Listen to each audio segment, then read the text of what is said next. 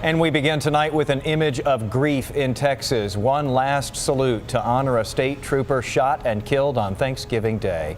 Tonight, we still don't have a motive for this senseless crime, but we do know the suspect is charged with capital murder of a law enforcement officer. That officer is Trooper Damon Allen. A small memorial now stands along Interstate 45 in Freestone County at the very spot where he was shot and killed.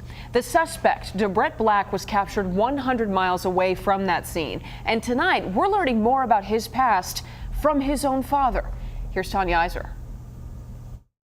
Yes, he joined right out of high school. John Black was proud when his son joined the Army. So I was an infantryman too. So he became an infantryman too. At his Lindale home, he is grieving for the son who went off to fight for his country, but came back deeply disturbed. His son, Dabrett Black, is accused of killing a state trooper with a rifle during a traffic stop near Fairfield on Thanksgiving. He didn't like to talk about the Army because they mistreated him. Been mistreated because he didn't get the help that he really needed. Dabrett Black served 3 combat tours. His family says the husband and father of 2 changed after suffering a head injury during one of those tours. He's having headaches every day, all day long. He tells me, say, Dad, if you had a headache every day, all day like I do, he said, I'd rather be dead.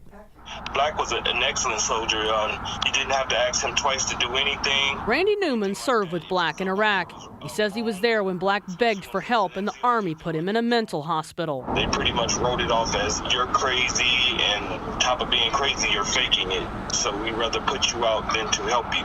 And all he wanted was something to help him. It all works together. Not long after, Black's family says he received a less than honorable discharge. That meant he had no access to the VA system. I feel that the military let him down. In recent years, his son had repeated confrontations with law enforcement.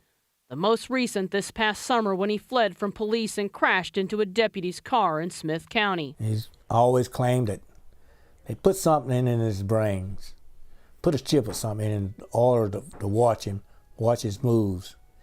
And that's why he was afraid of law enforcement. I know Black. Matthew Chappelle also served with Black and saw signs of trouble. I'm familiar with soldiers falling through the cracks. There's thousands of us roaming the states, who has not been treated, all because the Army felt it's quicker to kick you out than to get you help. Black's father had these words for the trooper's family. I like to tell them that I am sorry for my son, what he done.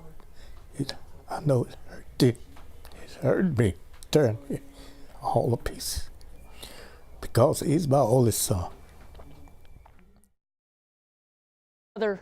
Black's mother told me that she saw him briefly yesterday. She says she sent him a text telling him she loved him, and he replied back, "I love you too, Mama."